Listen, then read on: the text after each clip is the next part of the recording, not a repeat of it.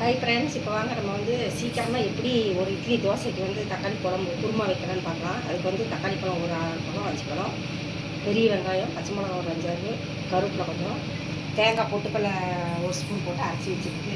5 நிமிஷம் சட்டி வச்சு எண்ணெய் ஊற்றிக்கலாம். சீக்கிரமாக 5 நிமிஷத்தில் செஞ்சிடலாம். சிம்பிளாக சீக்கிரம் செஞ்சிடலாம். எண்ணெய் ஊற்றிக்கலாம், கடுகு போட்டுக்கலாம், சீரகம் கொஞ்சம் போட்டுக்கலாம். இப்போ வெங்காயம் பச்சை மிளகா கருவேப்பிலை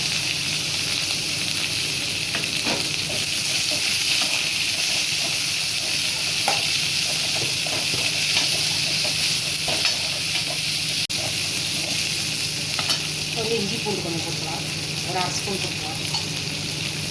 சீக்கிரமாக செஞ்சிடலாம். தோசை இட்லிக்கெல்லாம் பெருசாக சூப்பராக இருக்கும். 5 நிமிஷம் தான் ஆகும். தேங்காய் அரைச்சி வச்சுட்டோம்னா வணக்கத்துலாம் குழம்பு சேர்க்கலாம்.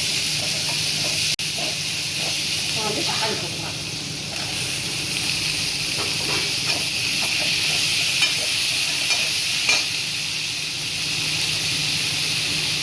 உப்பு போட்டுக்கலாம், தேவையான உப்பு.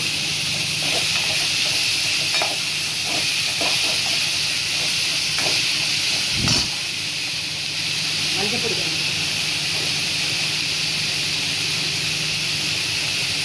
மல்லித்தூள் ஒரு 2 ஸ்பூன் போட்டுக்கலாம். மல்லித்தூள்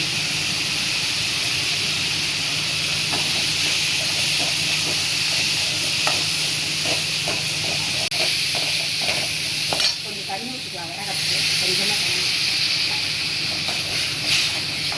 கொஞ்சம் வேவுக்கு அப்புறமா தேங்காய் ஊற்றிக்கலாம்.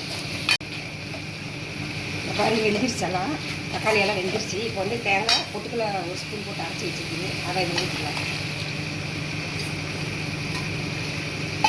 சீக்கிரமாக செஞ்சாலும் அந்த குழம்பு தோசைக்கு இட்லிக்கெல்லாம் நல்லாயிருக்கும், டேஸ்ட்டாக இருக்கும். அது கெட்டியாக இருக்குன்னு கொஞ்சம் தண்ணி ஊற்றிக்கலாம்.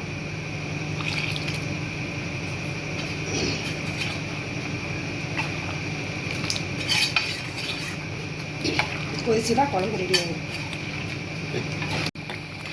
இப்போ பாருங்க, குழம்பு கொதிச்சிருச்சு. அடுப்பு ஆஃப் பண்ணிடலாம். அவ்வளோ குழம்பு ரெடி ஆயிடுச்சு. சீக்கிரமாக 5 நிமிஷம் தான் ஆகும். தேங்காயும் பொட்டுக்களையும் அரைச்சி வச்சுட்டோம்னா சீக்கிரமாக அந்த குழம்பு தயார் பண்ணிடலாம். அதான் நல்லா கொதிச்சிருச்சு. இந்த மாதிரி குருமா நீங்களும் வச்சு பார்த்துட்டு எப்படி எப்படின்னு சொல்லுங்கள். இட்லி தோசைக்கெல்லாம் நல்லாயிருக்கும். அதான் நீங்களும் செஞ்சு பார்த்துட்டு எப்படி லைக் பண்ணுங்கள், சப்ஸ்கிரைப் பண்ணுங்கள். வாங்க சாப்பிட்லாம். பாய்.